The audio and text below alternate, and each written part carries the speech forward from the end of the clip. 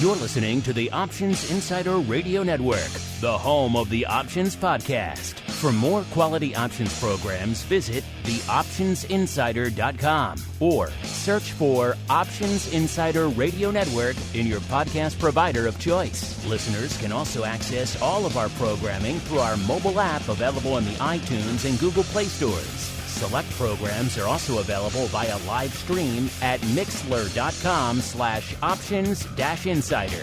That's mixlr.com/options-insider. Don't forget to follow along with your favorite programs and submit your own questions for the hosts at twitter.com/options, stocktwits.com/options, facebook.com/theoptionsinsider, or via questions at theoptionsinsider.com.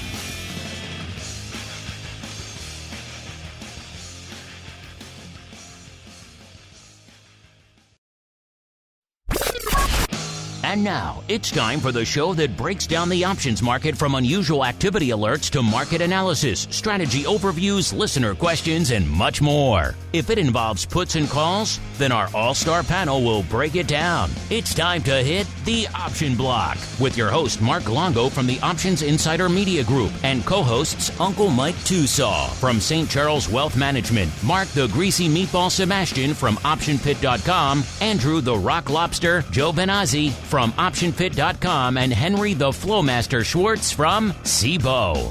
The Option Block is brought to you by CBOE. When it comes to trading volatility, trust CBOE, the creator of the VIX Index, for in-depth and relevant information. CBOE's tools and services gives you up-to-date trade insights, analysis, and positions of VIX options and futures. No matter what kind of trader you are, there's plenty of useful information to take the guesswork out of creating your portfolio strategy and to help you make more educated moves in the market. Visit www.cboe.com/VIX today to learn more.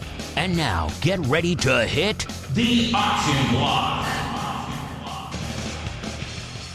All right, everybody. That music means yes, we are back in your lives, back here talking about options, back for your bi-weekly options extravaganza known around the globe as the Option Block. My name, of course, Mark Longo from theoptionsinsider.com, as well as from the ever-engaging, at least we tend to think so, Options Insider Radio Network. Hope you all had a great weekend. Maybe you watched some wrestling. It was WrestleMania weekend after all. So you'd be forgiven, even if you're not a diehard 80s wrestling fan. Watching a little bit of the old wrestling this weekend. Some big news in that arena. We're going to get to that in a second. My name, of course, Mark Longo from theoptionsinsider.com, as well as from the ever insightful, ever engaging network. And of course, all we ask is three things at the end of the day. First off, if you like what you hear, make sure you're listening to the full network. B, throw a rating on whatever platform you're getting this fine content on. Then, of course, if you want even more in your lives, and hey, who doesn't? Then theoptionsinsider.com/pro. Going to give away the Pro Trading Crate for March soon. So stay tuned for that. That should be a fun one here. But before we get to all that fun, listeners, we are now joined on the Monday show by the uncleest of Mikes, Mr. Uncle Mike TOSAW from St. Charles Wealth Management, as well as a surprise switcheroo, a guy who's actually got 2 points somehow in our 80s wrestling trivia game. He is the rockingest of lobsters, Mr. Andrew GIOVINAZZI from OptionPit.com. I introduce them now because it's time, listeners, for them to warm up their buzzers, because it is time for our 80s wrestling trivia challenge.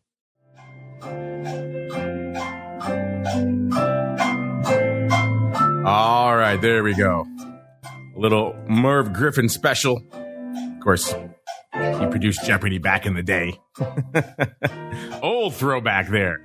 But yes, it is time, listeners. I said we're coming off the heels of the biggest event in the wrestling world, WrestleMania. Sold out SoFi Stadium 2 nights in a row, like 80,000+ people each night. Wrestling, doing some numbers out. They showed some of the scenes from it. It's a huge stadium, obviously. Some of those seats at the top, the ring was not even an ant. I don't know what people were doing buying. They were not cheap, the tickets to this WrestleMania, to see literally nothing. I mean, wrestling is not a good giant stadium sport. It's good for a nice arena, 15, 20,000 people. Once you get beyond that, it's hard to see what the hell's going on. It's like MMA, the same thing. Oh, surprise. Those two worlds colliding today. We'll get to that in a little bit. But now it is time for our 80s wrestling trip. I said we just came off the heels of WrestleMania, the show of shows, the showcase of the Immortals, the biggest event in the wrestling season. We talked recently on this very segment about WrestleMania 1. Featured Hogan and Mr. T against Roddy Piper and Mr. Wonderful, Paul Orndorff. Talk about him too often. So that was a fun one. Now we're going to fast forward a few years to another WrestleMania. Everyone thinks of WrestleMania 3. Hogan and Andre, the great clash, the slam heard around the world. That really kind of set WWE onto another trajectory into the modern era. Huge fame out there. But it was another WrestleMania. WrestleMania 6. Were the two titans of all time, the undoubtedly most famous wrestler of all time, and undoubtedly the greatest wrestler of all time, hint, hint, collided in just the ultimate unstoppable force versus the immovable object. It was just a battle for the seasons, a battle for the centuries out there. Two of the greatest to ever lace up the boots, going head to head, combining titles for the first time, too. It was, I won't say what the titles were. Maybe I'll give it away a little bit out there. But let's put it out there now. WrestleMania 6. Who was that main event? Who was fighting in the main event at WrestleMania 6? Buzz. All right, Mr. Uncle Mike. So I had a feeling you would go for it before the Rock Lobster. Go for it, sir. I mean, I was kind of actually buzzed.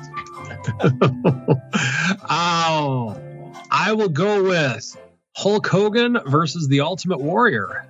Yes, you are correct, sir. Clearly the most famous against the greatest wrestler of all time.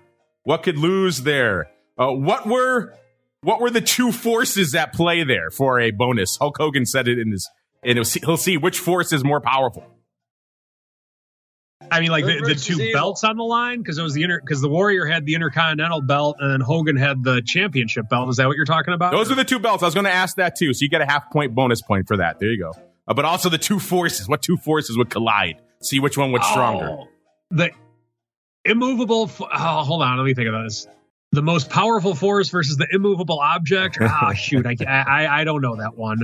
No, it was Hulkamania. They were going to see which was more powerful. Hulkamania versus, I think it was like Warrior Nation or something, like whatever they called it. Warrior Spirit. I'll have to look up the exact terminology, but it was something along those lines there. That was what was going to collide in the main event of WrestleMania. A bonus point. I'll give this to Andrew. A bonus half point. Mr. Rock Lobster. Hulk Hogan or Ultimate Warrior? Who won? Take a guess. Has to be Hulk Hogan. He always won. You'd think so, but no. This was the first time Hulk Hogan was pinned cleanly in the ring for the first time in 6 years by the greatest wrestler of all time, the Ultimate Warrior, of course. So, you know what? I should have known you were throwing me some kind of trick question like that. I was trying to give you a chance. 50-50. 50-50 swing at the bat for the Rock Lobster there. Alas, but you're right, Mr. Uncle Mike. Also combining the IC title, which is the greatest title of all time, of course, and the WWF title at the time. They had to strip him eventually because back then you couldn't carry two, apparently. It was illegal. So, yes. Jack Tunney would not allow that. Jack Tunney, you're right. Those were the Jack Tunney days. No Jack Tunney. So 1.5 points for TOSAW, respectable. A goose egg for the Rock Lobster. If I had known you were coming on, I might have tried to throw an extra bonus. I mean, I had Hulk Hogan in it for you. There's not much more I can do beyond that. I did, and I was looking for him for the win because he always won. I just remember him always winning. That's why he was the greatest. In the 80s, he was a pretty safe bet to win. Yes, so I don't fault you for that. He's probably a 80 Delta at least. If you ever guess any match with Hulk Hogan, you got to go Hogan. But yes, this was the run moment. Warrior Nation, Warrior Power was more powerful. At the end of the day, Warrior. Greatest of all time. Fight me on it as we keep on rolling right on into the trading block. It's time to break down the latest topics, trades, and trends in the world of options. It's time for the trading block.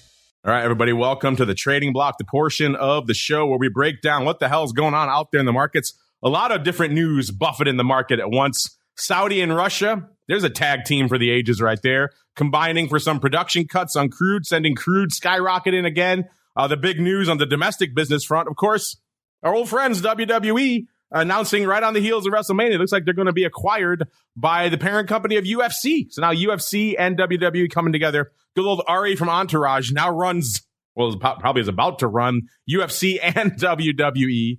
So it's going to be Ari at the top, and then Vince and someone else as co-chairman right below them. And then below them, Dana White, and I believe Nick Khan from WWE. So yeah, going to have UFC and WWE under the same umbrella. How crazy is that? So that's the big news rocking the business world here. All that translating into a very mixed bag on the session today. S&P's kind of sitting this one out. They're like, yeah, we're unched right now. Had a little bit of a move earlier in the session.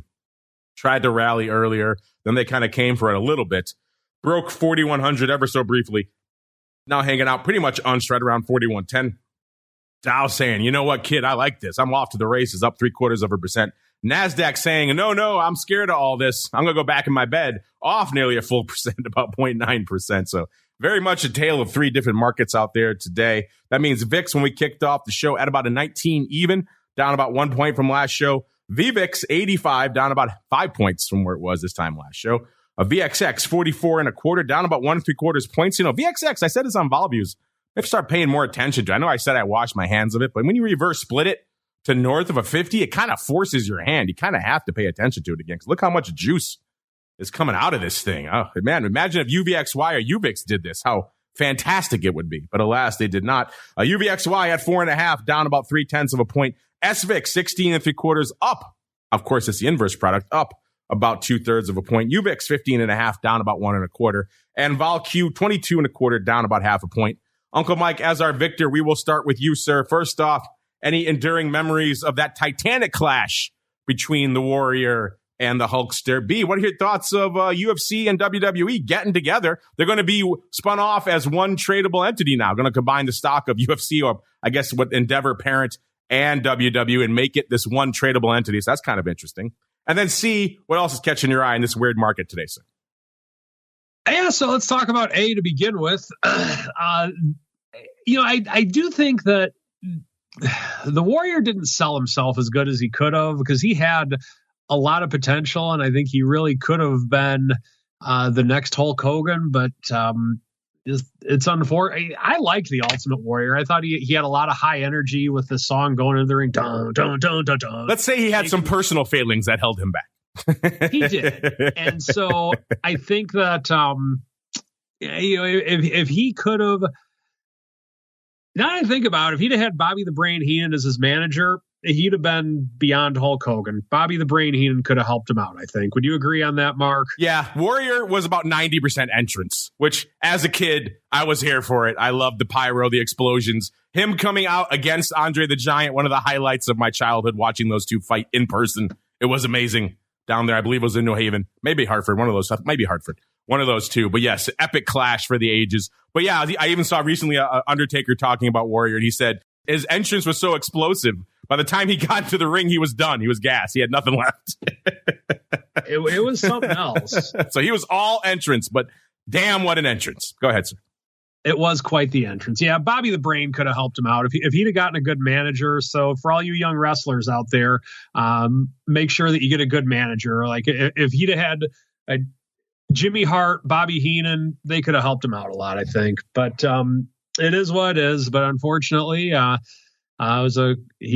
the flash in the pan status just because he just that's just how it was, unfortunately, for him. In terms of WWE and UFC, I think that the UFC, apparently they're trying to get some integrity in their business now by getting WWE involved with them, so they can those darn shoot fights, not respectable at all.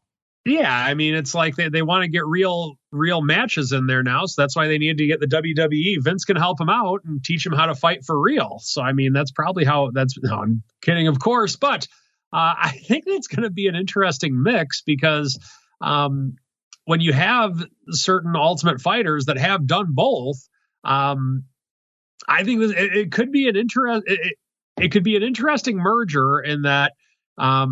WWE could look for talent in the UFC area, and I think it's going to be very interesting to see where that goes. I like the idea, and I'm intrigued also by the fact that Vince is still going to be around. So it's going to be interesting to see where that goes. So I don't know if it's going to be a success or not, but it will be interesting. Anything with professional wrestling is interesting. So the other thing it kind of makes me think of, it's like when Donald Trump was becoming a politician, not trying to be political. You can say he's a successful or unsuccessful, not trying to go down that route. But the fact that Donald Trump does have WWE experience, that does make him interesting. And anything the WWE has its hands on in any way, shape, or form, it will be interesting. That is a guarantee. I believe he's the only president to be in the WWE Hall of Fame. So there you go. Wow, that's impressive.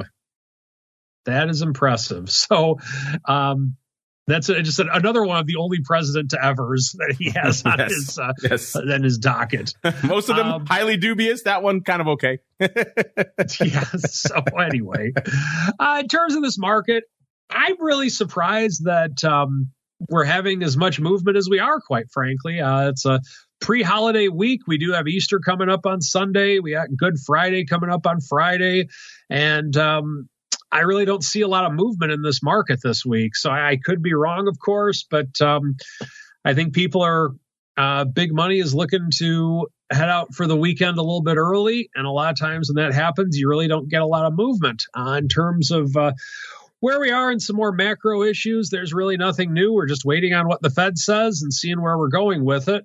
In terms of sector basing the market today, with where we are, technology is down nearly 1%, just looking at XLK. We have healthcare up a little bit, or healthcare is up on the day. But the big story of the day in terms of the sector is energy. Holy cow, we got XLE up just under 5% on the day. And so that is the big story with the sector movers in terms of where we're at with it. Oil itself back above the 80 mark.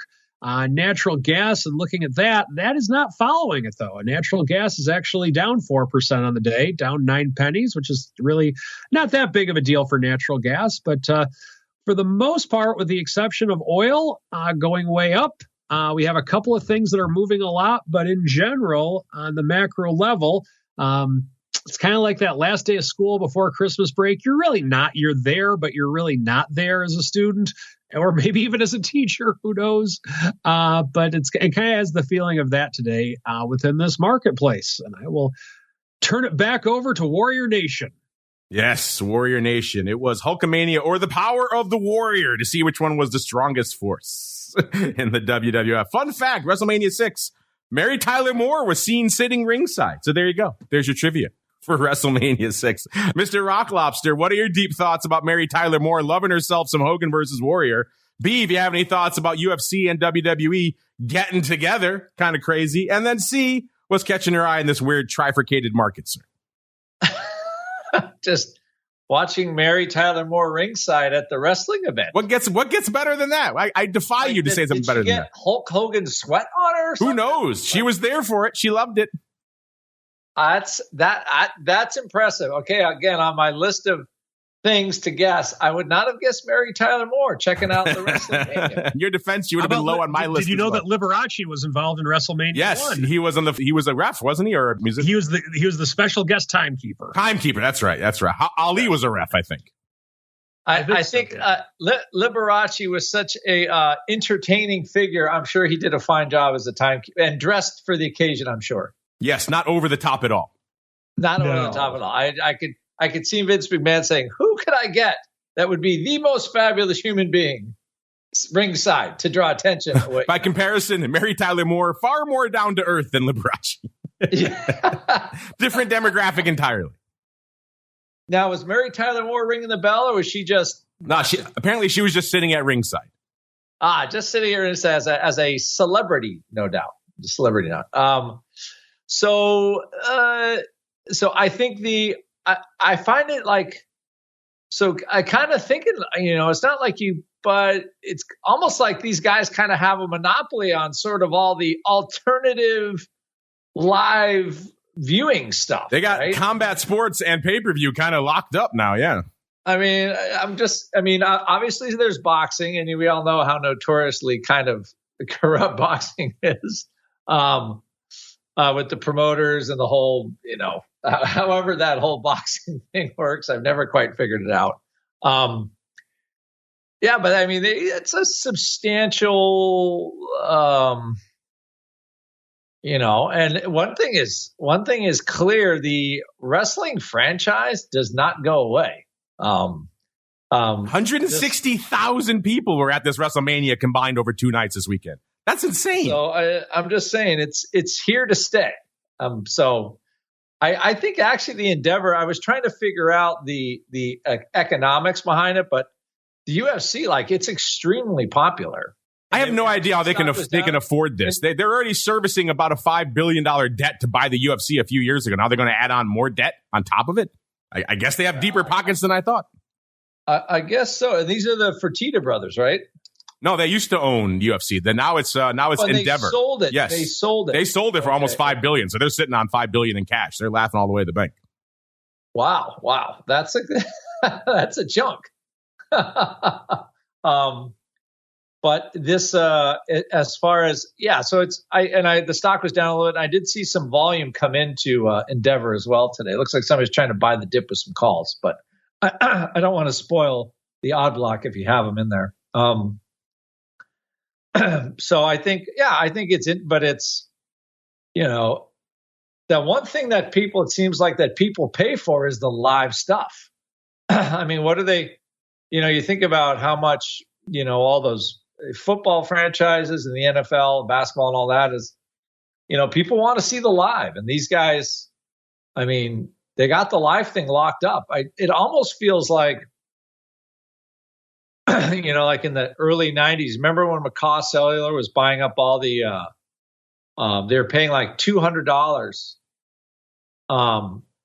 per pip or $100 per pip for potential cell phone customers in an area, where I think the price of maybe back then was like $15 or $20 a person.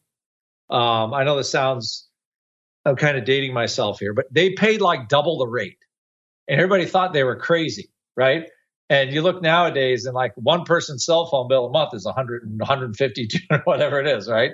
And they were paying just for the rights to that, to that potential cell phone person. I remember, was it a PIP or a PIC or something like that?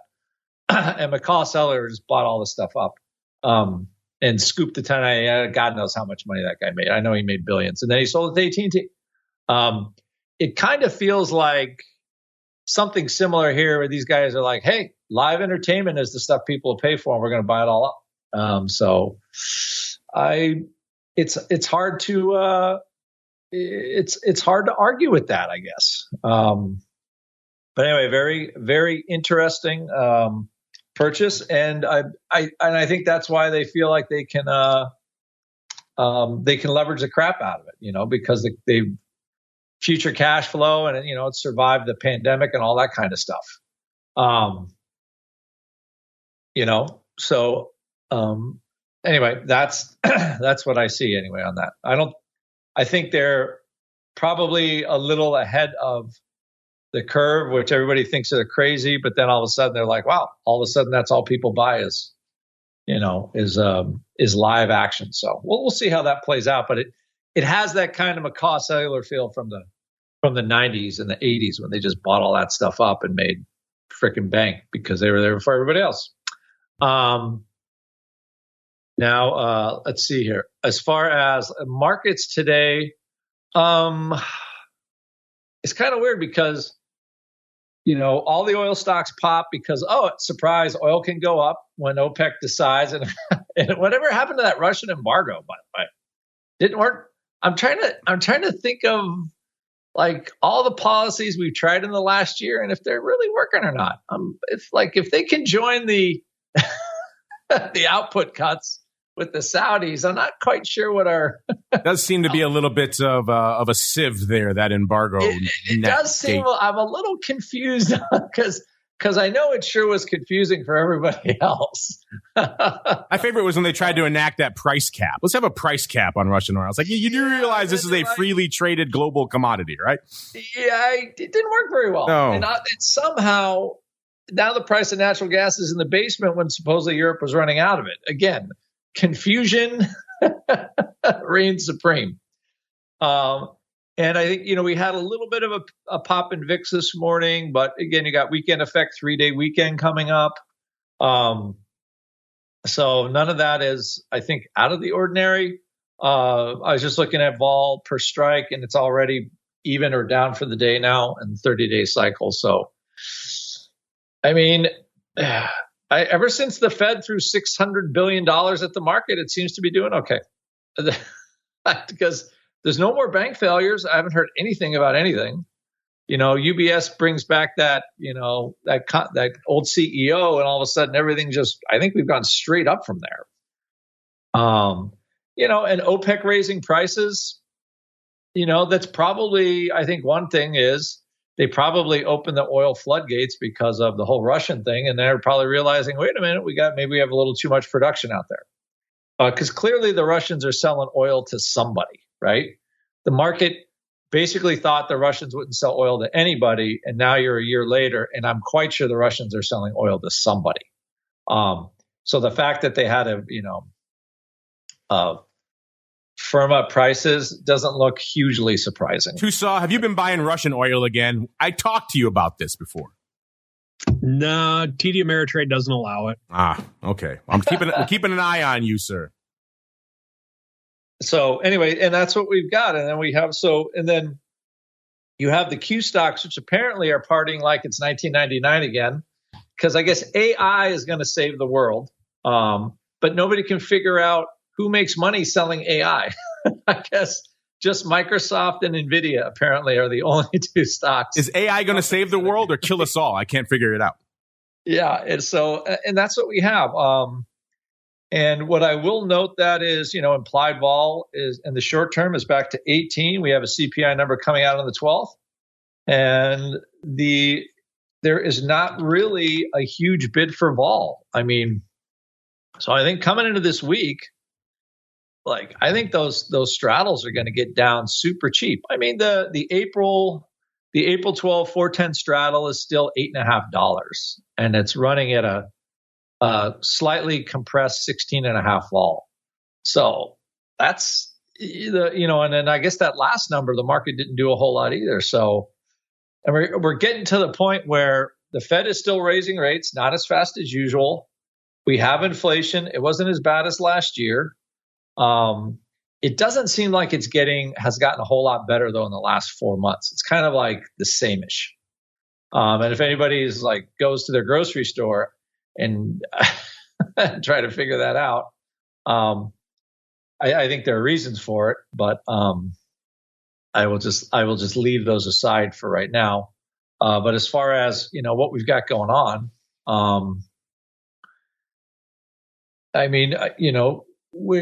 it feels like we just don't have another catastrophe that's that is on tap. We've had years of catastrophes. And this, for the first time, is okay, so the banking crisis was the thing, people holding some bonds, but it's not like they were holding bonds that are marked to zero. They're losing money, but not marked to zero like during the financial crisis. So that was, the initial worry. And the Fed allowed banks, if they needed to raise capital, to do so quickly and gave them very favorable terms for their holdings. So now, I guess, where does the market go? And I think TOSAW, what was the old number was 3,900, I believe, was the magnet. I think was at 37, then it went to 39. I'm trying to remember. Yeah, it might be 41 now. But it might be 41 now. Because where do we go without the next crisis? Where's the next?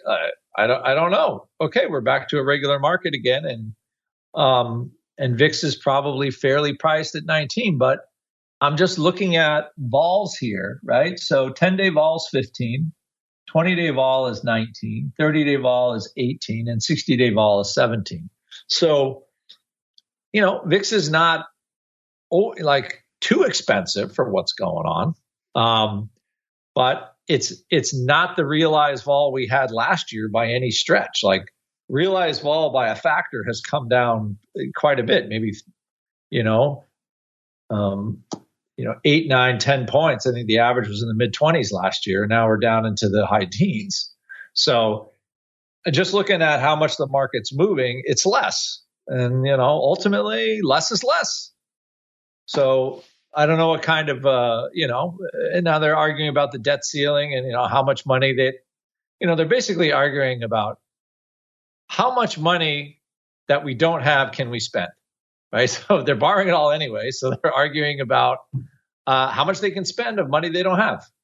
One guy wants to spend more. The other one guy wants to spend a little less. But in reality, they both want to spend money we don't have. So it's still like the knucklehead sandwich running the country from Congress to the White House. So we're kind of in the same boat. So I think, yeah, maybe 4,100. I was thinking more like 4,000 as kind of our gravitational pull because it's the next big number. But it sure doesn't feel like 3,500 anymore. And I think that's what we got. So it wouldn't surprise me to see VIX make a year low this week. If, we shrug off the oil thing, we shrug off this, we shrug off the banks, like, okay. And I think the hardest thing now is, okay, what's the next catalyst? Because the Qs have kind of done their thing. You could get some catalyst out of the banks somehow if they get a bid. But for right now, we need a new crisis. I guess that's all I can say. I think we've kind of invented every crisis possible in the last 3 years, though, I have to say. TOSAW, Mark, I don't know what you think. God forbid we find one worse. Because I tell you, they've gone out of their way to invent them the last 3 years. Now you have invoked the ire of the market gods, sir. They will be bringing all their full wrath upon us. So thank you for that, sir. Yes. You have jinxed us all. By the way, while you were talking, I was looking up the details of this deal, this WWE UFC deal. First off, the new ticker is going to be TKO. I kind of like that. That makes some sense. It's 51.49, 51%. So it is, they're calling it a merger. I don't see how this is a merger, but it's interesting nonetheless. 51% Endeavor, 49% WWE. They're valuing WWE at 9.3. Vince was asking for 9. They went over at 9.3. That's pretty high. And then they're valuing Endeavor / UFC at 12.3, I believe, 12.1, which is also insane given the fact that it just bought UFC a few years ago for a little over $4 billion. So that's obviously Endeavor has more in it. There's professional bull riding and other stuff in there. But yeah, that's a crazy high valuation. So we'll see how this ticker TKO does when they launch it later on here. It looks like both names are down right now. Endeavor and UFC and WWE both taking hits on this news. But yeah, that's quite the valuation out there. Let's see what things are going on out there in the rest of the market. Let's start with the major indices. VIX actually looking respectable today, 474,000. So it's on pace. It could threaten its ADV of 886 today. We shall see that also ticking up since our last show a little bit, about 17,000 or so. So VIX threatening 900,000 contracts a day these days. That is nothing to sneeze at, listeners. SPY 5.3 million, the ADV 9.6 million. You don't need me to tell you that SPY puts up numbers. The S 1.5 million. It's actually kind of light. We're starting to expect about 2 million contracts by this time of the day right now. If not, we look askance at the S, which is kind of just crazy town these days. It shows what a weird environment we're in. Small caps 504,000 on the tape for IWM. 1.25 million is the ADV. Man, that is a lot of volume for IWM, and historically not really been sustainable, but it's been north of 1 million for at least a few weeks now. So we'll see how long I can keep it up. And the Qs, 1.6 million, the ADV 3.25 million. So that keeps going north as well. That's been hanging out at 3 million for a long time. Now 3.25. Let's go out to the single names, listeners, see what's lighting it up outside of WWE / UFC / TKO. At number 10, we're going out to China. By the way, it cost you 207,000 contracts today to break into the top 10. So a bit of a day where the single names are getting a little bit pushed to the wayside here. And it's Alibaba coming in at number 10 for 207,000 contracts, trading 98.25 right now, off nearly $4. So apparently all is not right with China again after having a nice run up over the last week here for Alibaba, coming off a little bit today. Actually, we have a tie for number 10/9 because also at number 9, also at 207,000 contracts, is good old Softy. Softy getting hit today. I said the Nasdaq's taking a beating today. Off 3 1/3 for Microsoft, trading at 285 even right now, off a little over 1%. Again, good for 207,000 contracts. Number 8, right behind it, its new AI rival. It's Google, 210,000 contracts here, aka Alphabet, of course. 103.15 is where it's trading right now, off about 60 cents. So not a huge day for good old Google. Number 7, back to Contagion Fears, listeners. It's Bank of America, 28.5, off about 11 cents today. So not a huge day for them. They've had a range of about 29 on the upside and about 28 and a third on the dark side. So about a 2/3 of a point range out there. Good for 232,000 contracts today. Number 6, AMC. They had their own interesting takeover rumors floating around out there. Will they, won't they? Amazon buying AMC? Does that make sense, listeners? What are they going to do? Put out their Amazon exclusive content into theaters? Are more people going to see Rings of Power as a result? I think not, but hey, we've heard crazier rumors. AMC kind of unched right now, not really having a rocking day, which is kind of unusual for AMC if it's going to be in our top 10. But nonetheless, it's there. AMC number 6, 255,000. Let's look really quickly and see what the heck people are up to out there. That's bringing it into our top 10 today. 38,000 of the 5-half calls going out this week, listeners. That's the big dog out there. So somebody is on the warpath here for the 5-half calls. What are they up to? They bought 2,500 of them for 16 cents. They've been trading all 15 cents. Looks like mostly buys. Most of them leaning towards the buy side. Yeah, it's all opening paper. Nearly 40,000 of the 5-half calls going out this week. So maybe some folks thinking that Amazon news is coming down this week. Either way, there's some size on the 5-half strike, listeners. What are your thoughts there as we keep on rolling to number 5? We got our symbol twins back. We have AMC. How about one letter higher? Let's go to AMD, listeners. Number 5, 268,000 contracts. AMD trading 95 and a quarter, off about 2 3/4. So chip stocks can sell off, apparently. And today, apparently, is the day. Again, good for 268,000. Again, we're already at number 5. We're only at 268. Kind of shows you what kind of a light day it is, listeners. Number 5, staying in the chip zone with NVIDIA. Haven't seen these two back-to-back for a while. Actually, number 4 is NVIDIA. 399,000 contracts on the tape for NVIDIA. 274.74 right now, off about $3 on the day. Again, good for 399,000. Number 3, potentially the suitor for AMC. This is Amazon, coming in at 406,000 contracts, trading a little bit south, I should say, of 102 right now, 101.90, off about $1.40 on the day or so. Again, good for 406,000 contracts. Number 2, holding down the silver crown, as is its wont these days. It is Apple, 579,000 contracts, trading 164 3/4 right now, off not even 20 cents, about 18 cents. So not a huge day for Apple. They had a high of about 165.89 and a low of 164 1/4. So they have done a little bit more living, kind of hanging out close to unched right now.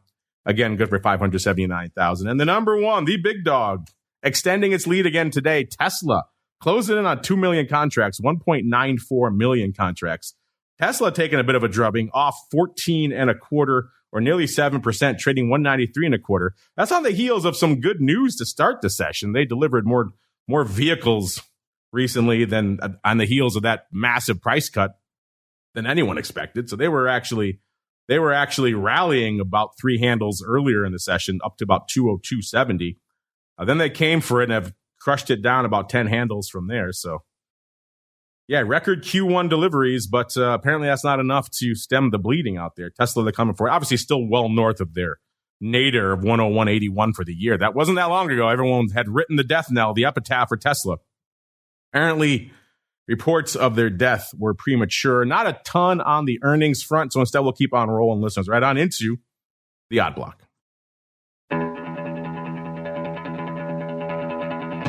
It's time to break down the most interesting, unusual, and downright questionable options activity that's been identified by theoptionsinsider.com. It's time for the Odd Block.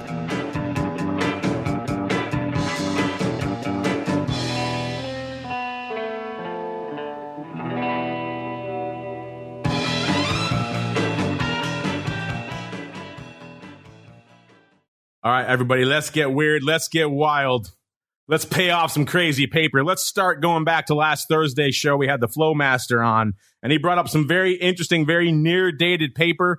We discussed it. We analyzed it. We paid it off with Mr. Matt Amberson from Orats on our Options Oddity show on Friday. But I wanted to kind of discuss it here, too, because it was brought up on the Odd Block after all. So if you're not on the Pro, I want you to be able to hear it as well. This is, of course, Carvana, ticker symbol CVNA, trading right now. Well, I'll get there in a second. We'll get to that story in a second. A year ago, Carvana, we know the deal. 133, just a ridiculous name. Then they just came for it and annihilated it. It was trading. That was in April.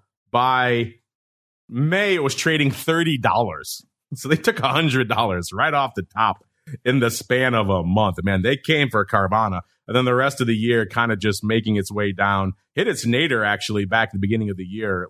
We're right around $3.50. So right now trading north of that. So that's good. Back on Friday, listeners, or actually Thursday of last week, we were talking with the Flowmaster and he highlighted some interesting trading going up on the March 9s, in particular, about 14,500 of the March 9. And these were the end of month March, end of week. So these are the expiring on Friday. So this was a 1 day swing for the upside fences. The stock, when he first started noticing them, was around 860. So this thing really needed to move. They were paying around 17 cents for these bad boys. So they were looking for a pop. And guess what, listeners? They got their freaking pop. Carvana hit $9.79 on Friday, listeners. So it popped over $1. So these folks bought their lottery tickets. They scratched them off. And gosh darn it, if they didn't hit the jackpot here. These things shot up. Maybe they knew something. I don't know. Go figure. I don't really know what the news was that drove it, but nonetheless. Some home card delivery legislation. Oh, passed Illinois State Senate. I know there were some problems at Illinois. Maybe somebody playing the old state Senate game. Oh, the notion that the Illinois State Senate is corrupt. How dare I say such a thing out loud? All right, let's go around the horn. So yeah, the funny thing, and now Mr. Rock Lobster, stop me if you heard this one. You buy some crazy near dated calls. You need the thing to rip almost instantaneously, right? The thing rips. You get your home run, and then you do a whopping nothing. Does that sound familiar to you, sir? I like to say it doesn't, but sometimes you just buy the wrong calls. But oh my gosh, they bought the right ones, and they still did nothing. Well, I shouldn't say nothing. They bought about 14,500 traded on Thursday, a total of around 5,000 traded on Friday. So someone could have taken some of these off, but not enough, sir. Yeah, I mean they got what, like a 6X or 5X? They got a huge winner. I know, this is a banger of bangers, and they did nothing. Maybe they shorted 1.4 million shares. You sound like Matt trying to come up with some sort of charitable and maybe they were gamma. Yeah, sure. These are the most depth gamma scalpers on the planet, and they bought it all just for the gamma, sir. Yeah, and you're like, and then you were like, no. The deep cynicism in me says no to that, sir. Says no chance in holy hegemony. Yes. So yeah, they bought them. They got their home run, and they let it pretty much slip through their fingers, sir. That's almost more frustrating than buying them and having them just go away. Yeah, I have to say, as one who has bought options, watch the green tick on the screen, and then was the greediest pig this side of Charlotte's Web, I guess, is the only pig I can think of. Yes. So, you know what? Ultimately, when you buy options, you got to be ready to sell them. And if you don't, you're going to be in trouble. Especially when you buy them with like 24 hours to go. Then you have no excuse because it's defined in the outset of the trade. You have a limited time to make this thing happen. Yeah, you got to bail. It's kind of a... I'm trying to be, I guess, the Flowmaster, or no, Matt was being charitable, but like, wow, I mean, you're in it for 17 cents and you got a 5Xer on your hands. Holy gosh. Congratulations. You bought a whole bunch of stock at 917. The stock's 922 now. So awesome. Well done. Well done for you. Yep. A whole bunch of nothing. It saddens me. I've missed a lot of trades in the past, too, taking things off. That's usually because I'm doing shows. So maybe these people are out there doing their great shows and they forgot to take off their nearly 15,000. Well, I have to say that takes buying 1,450 contracts, 14,500 contracts, and then like doing something else. That's a level of cavalier that is impressive. I'm busy having lunch. I'll get to those calls later. I'm on my 8th bottle of Petrus. I can't Petrus. I can't close my call. I can't be bothered to take my profits. It's only $1 million for me. I can't be bothered. Actually, it was quite a bit more than that. It was like $8 million. It was a good chunk of. Well, I'll have to see what the Apex was around. What did I say, 979. So yeah, that's looking pretty good. That's not a small. That's not. So yeah, you got 1.4 million contracts times 60 cents. So no, it's like $650,000 they didn't make. Yeah, he was busy. The guy was busy doing something else.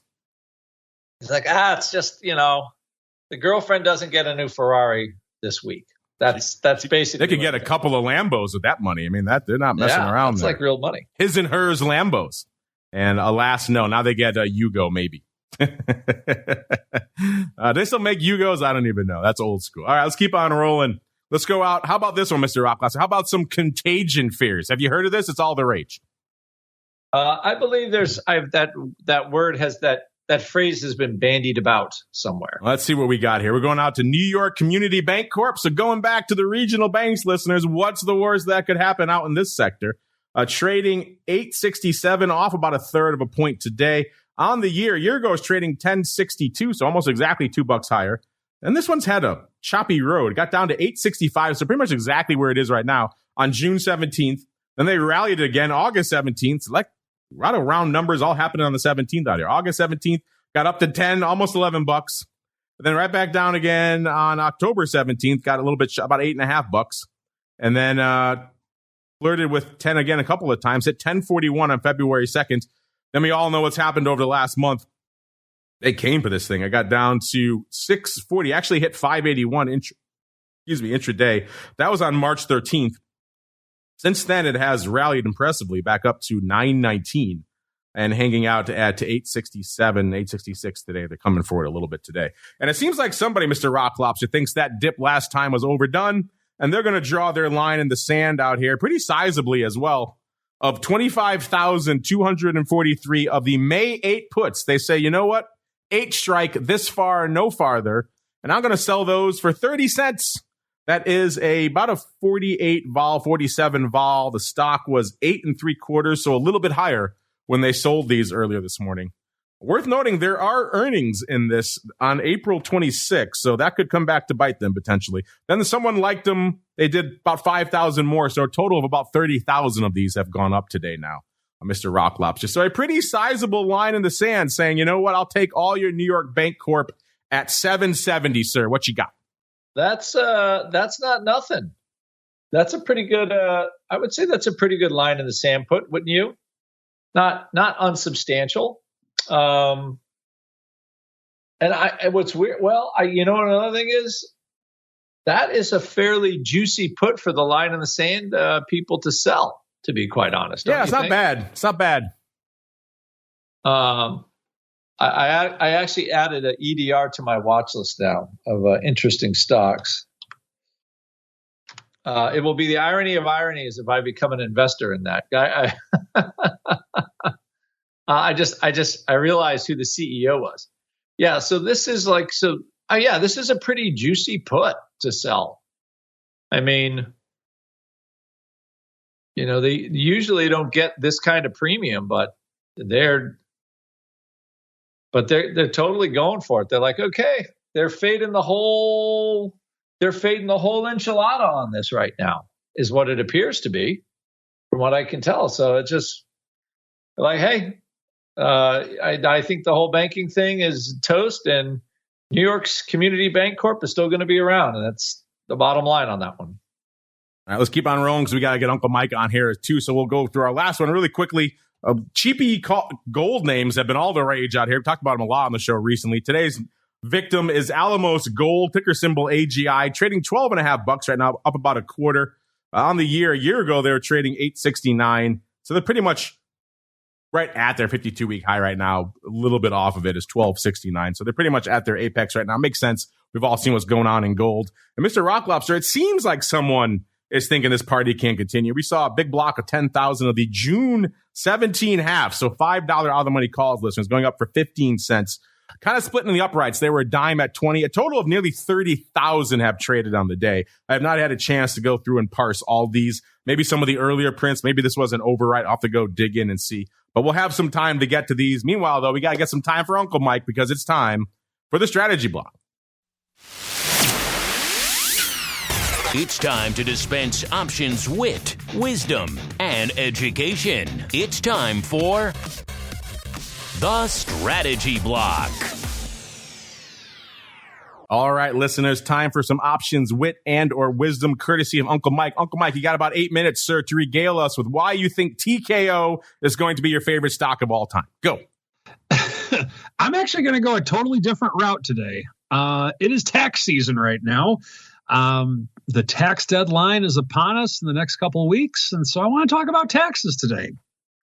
First off, if you have not made a contribution to your Roth IRA or your IRA for 2022, there is still time to do so. Contact your broker, your bank, or wherever you're housing your IRA to see what needs to be done with that. But I would do it sooner rather than later, because if you wait another week or so, I can just tell you from firsthand experience dealing with brokers right before the IRA deadline, it can it's a very long line for last minute people. So I would highly recommend doing that right now. Now, the second thing that I want to talk about is I want to tell you guys about something that you may or may not have ever heard of. And I'll just do a quick little host survey here with Mark and Andrew. Have you ever heard the term enrolled agent before? Doesn't roll off the top of my head, sir. No. How about you, Andrew? I do not, sir. Have not heard. All right. So, I'll be honest, I had not heard of it either until about a year ago. And so what I did some research on it, and what an enrolled agent is, it is the highest credential with which the IRS offers. And so what I decided was that as a financial advisor, you're technically not allowed to give tax advice, but yet you do give tax advice by telling someone the benefits and drawbacks of a Roth IRA versus a traditional IRA and that type of thing. And then you talk with compliance, this, that, and the other. So what I decided to do over the course of the last year is I decided to become an enrolled agent, and I am one now.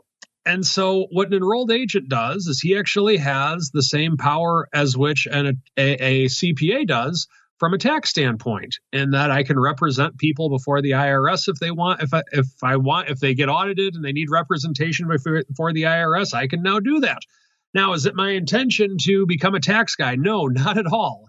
I don't really want to change much in terms of my practice, but what I do want to do is have it to where if I'm telling somebody you should put your money in a Roth versus a traditional versus Roth, you should shelter your money this, that way, the other, whatever, I don't want to have to say the traditional financial advisor disclosure, well, I can't give tax advice, but this says, and I'm tired of doing that. So 20 years of practice in the books, and what I've decided to do is I'm just going to now say, this is what it's going to be. And yes, I can give tax advice legally because I am an enrolled agent, the highest credential with which the IRS offers. So as a little bit of homework, Google search enrolled agent, go to the IRS website, see what one is, because as of roughly the last few weeks, I am now credentialed as an enrolled agent that you now have as a host on the option block. So what you're Options and taxes, baby. Let's do this. So what you're saying is I have to start calling you Agent Mike now? That would be kind of cool. Agent TOSAW. Oh, that's got a decent ring to it. Get your little suit going, get some spy glasses. I don't know. What do you think? Think you can pull it off? I would love to. I mean, I'm not looking to do people's taxes and be a tax preparer by any means. I never want to do that as long as I live. However, if someone does want to ask me Roth versus traditional, what is this estate? How would this affect my estate? This, that, or the other, the thing that most other financial advisors under the sun have to say, well, I can't give tax advice. Screw it. I can give all the tax advice I want. But if it's about returning it, but if it's about this line on your tax versus a deduction versus the other, my answer is still going to be a resounding I don't know. But in terms of financial planning, taxes are now a big part of what I do, and I can give all the advice I want on them and not have to say that silly disclosure that most financial advisors do have to say. I like it. Uncle Mike just said screw it, which is about as close to swearing as he gets here. Listen, I like that. So now whenever people ask us task questions, I always have to say, well, we're not CPAs. I don't have to give that disclaimer anymore. I can just say, talk to Uncle Mike. Talk to Agent TOSAW. That's right. And the answer will still likely be, I don't know if it's something obscure, but I'll do my best and I can find out. I like that. Agent TOSAW, as we keep on rolling right on into Around the Block. It's time to tell you what we'll be watching on our trading screens until the next episode. It's time for Around the Block. All right, let's tell you what we're watching till our next episode on Thursday. First off, Mr. Rock Lobster, do you have any upcoming credentials we should be aware of? Are you too becoming a secret agent? And then B, what are you keeping an eye on until our episode on Thursday? I do have I am a registered investment advisor, although I do not exercise that task anymore. It is a quiet thing. And I probably have taken every series test. They're like series 760. I don't know. Golly jeepers, all those things. Way back when. And I just like, wow, trading is a lot easier than having to do what TOSAW does all the time. I've decided. But anything as far as anything going on, do we end up with a kind of a quiet week and a low print for vol? I don't think we've had it ever, to be quite honest. Not ever, but like in 2023, where we just have a week that we just vol sinks without some other calamity. So, I mean, I hate to be gloom and doomy. I don't think we're going to have a calamity. I hope we don't have one, but it'd kind of be interesting to see if we can go through the whole week without one. That will be interesting. Of course, a truncated holiday week. No shows on Friday, listeners. Mr. Uncle Mike, or I should say Agent TOSAW. What are you keeping an eye on until the Thursday show? I think we are going to have a boring week. We could get a catastrophe. You never know. But just continuing to watch what appears to be the 4100 magnet now. As Andrew Reed declared. So with this 4100, that'll be Andrew's magnet. I claimed 3900. Eventually it broke, but we'll watch the Andrew magnet for this week. All right, listeners, that music means we've come to the end of at least this sojourn through the world of all things options. If you want more content, a little surprise bonus for all you cool cats in the secret club, I'm coming at you immediately on the heels of this show. No waiting, no rest for the wicked. Right into crypto rundown immediately after this, listeners. So stay tuned for that. Of course, all you on-demand folks, you'll get it when it hits the network a little bit later on. But before we go, let's go back around the horn. Let's start with the rockingest of lobsters, Mr. Rock Lobster, sir. If folks want to reach out to you with their own tax questions, where should they go? What should they do? Go to optionpit.com or Money Map Press for all of my products there. If you want to learn how to trade options, work long-term options against stock, trade VIX, trade weekly options, learn how to be a professional option trader where you basically use it as an income, way to make income. Any and all of the above. We've been doing it at Option Pit for 11 years now, and hopefully we'll be doing it for another 11 or 12. And, until I'm too old, I don't know what the heck I'm going to do because I can't make a living cutting wood, so might as well do this. There you go. And Agent TOSAW, or as the cool kids call you, Agent T. What's up with you, sir? Well, if you have questions on your tax returns, don't call me. But if you have questions on your tax planning and how you want to be positioned for the long term, feel free to give me a call. Check out my website, stcharleswealth.com, or follow me on Twitter at Mike TOSAW. What if I have some tax questions about crypto? What does Agent T say about that? You refer to my other website, which I'll neglect to mention. All right, check them out.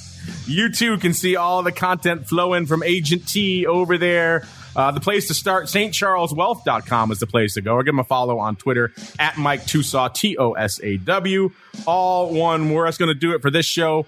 Back again immediately for crypto after this. Back again with our usual slew of content throughout the rest of the week. I will be beaming in on the Thursday episode, but we'll see you then. Another episode of the Option Block. Stay safe out there, everybody. You're listening to the Options Insider Radio Network, the home of the Options Podcast. For more quality options programs, visit theoptionsinsider.com or search for Options Insider Radio Network in your podcast provider of choice. Listeners can also access all of our programming through our mobile app available in the iTunes and Google Play stores. Select programs are also available via live stream at mixlr.com/options-insider. That's mixlr.com/options-insider. Don't forget to follow along with your favorite programs and submit your own questions for the hosts at twitter.com/options, stocktwits.com/options, facebook.com/theoptionsinsider or via questions@theoptionsinsider.com.